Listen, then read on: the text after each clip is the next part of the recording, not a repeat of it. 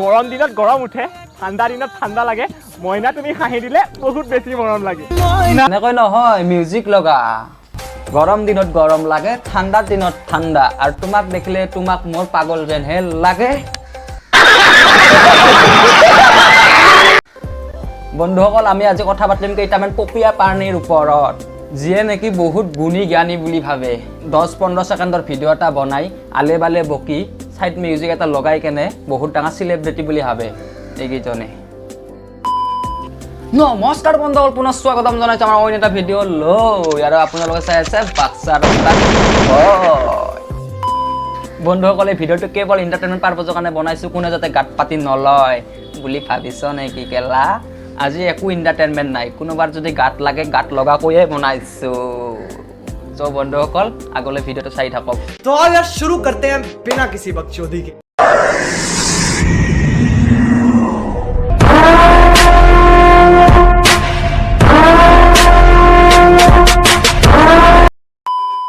শব্দৰে নহয়, বুকুৰ মাজত আলফুলে সাৱটি মৌনতাৰে বুজাব বিচাৰোঁ কিমান ভাল পাওঁ তোমাক। এইটো ক'বাই শুনা পাইছোঁ, কিবা মিল আছে নেকি? ভিডিঅ'টো লগাই দে না। নহয়, আলফুলে বুকুত সাৱটি মৌনতাৰে বুজাব বিচাৰো কিমান ভাল পাওঁ তোমাক। হে হৰি, এনেকৈ কোনোবাই কপি কৰে নে বাৰু? শব্দৰে নহয়,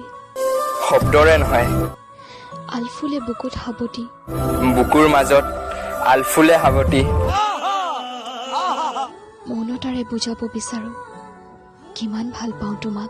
মৌনতাৰে বুজাব বিচাৰোঁ কিমান ভাল পাওঁ তোমাক। বা, প্ৰতিটো শব্দৰে কপি, এনেকৈ মটিভেশ্যনেল স্পিকাৰ বুলি ক'বলৈ লাজ নালাগে তোমাৰ?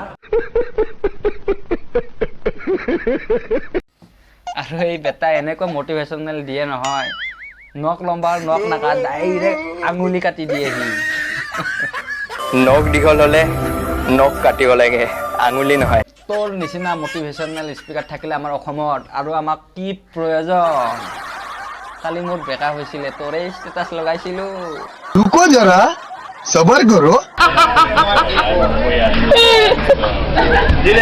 গৰম দিনত গৰম উঠে, ঠাণ্ডা দিনত ঠাণ্ডা লাগে, গৰম দিনত গৰম উঠে, ঠাণ্ডা দিনত ঠাণ্ডা লাগে, মইনা তুমি হাঁহি দিলে বহুত বেছি মৰম লাগে। জানো ভাই, গৰম দিনত গৰম লাগে, ঠাণ্ডাৰ দিনত ঠাণ্ডা লাগে, বুজাব নালাগে আমাক। এনেও আমিও গম পাওঁ যে হাগিলে মুড ওলায়ে।